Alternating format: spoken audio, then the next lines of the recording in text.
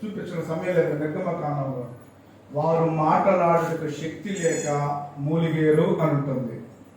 వారి మూలికలు విని విడిపించుటకు దేవుడు దిగి వచ్చాడు అని నిర్గమకాండం 3:10 చూస్తాం. ఎక్కడికి దిగి వచ్చాడు తెలుసా? మండుచున్న పదలోనికి దిగి వచ్చి మోషే వారందరూ బానిసత్వంలో మగ్గిపోతున్నారు, వారు విడిపించడానికి విమోచకుడిగా పో అంటే నోటి మాంద్యం కలవాడను, రాజు దగ్గర నేను నిలబడలేను అని అంటే నేను నీకు తోడుగా ఉంటాను వెళ్ళు అన్నాడు.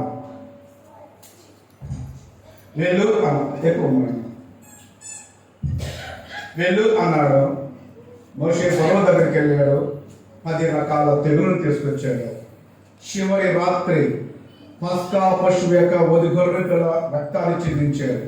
ఆ రక్తాన్ని ఎవరైతే ద్వారబంధకాలు పూసుకుంటారో సంహారకుడు దాటిపోతాడు అని ఆ రాత్రి 430 సంవత్సరాల బానిసత్వం నుంచి పాస్ ఓవర్ అంటారు, దాటి వచ్చారు అని.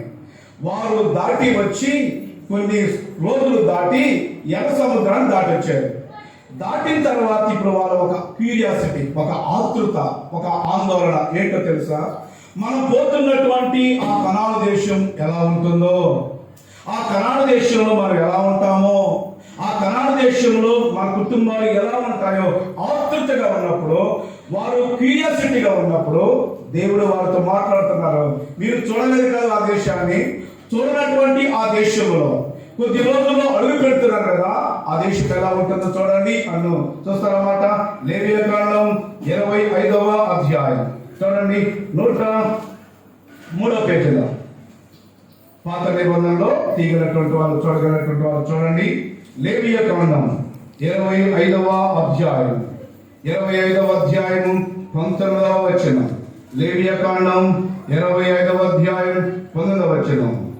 అప్పుడు మీరు ఆ దేశంలో సురక్షితముగా నివసించెదరు, ఆ భూమి ఫలించును, మీరు తృప్తిగా భుజించి దానిలో సురక్షితముగా నివసించెదరు. నాన్న ఎందుకు మాట్లాడుతున్నారు? నవ్వే చూడండి.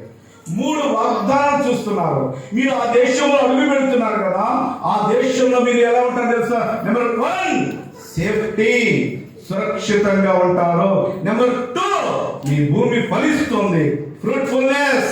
నెంబర్ 3 సాటిస్ఫాక్షన్, తృప్తిగా ఉంటారు. ఓ ఇశ్రాయేలీయులారా, మీరు చూడనటువంటి ఆ దేశంలో ఎలా ఉండాలని మీరు అనుకుంటున్నారు కదా, మీరు సురక్షితంగా ఉంటారు, మీరు ఫలిస్తారు, మీరు తృప్తిగా ఉంటారు అన్న మాటల్ని వారు వినిపించినప్పుడు ఎంతో సంతోషించారు. అక్క ఈ మాటలు విన్నప్పుడు మీరు కూడా చాలా సంతోషపడుతున్నారు కదా. అయితే ఈ వాగ్దానం నెరవేరాలి అని అంటే ఒక కండిషన్ పెట్టాడు అక్కడ. చూడండి ఆ కండిషన్ ఏంటో, 17వ వచనం. ఆ కండిషన్ చూడండి, 17వ వచనం. మీరు ఒకరినొకరు బాధింపక నీ దేవునికి భయపడవలెను.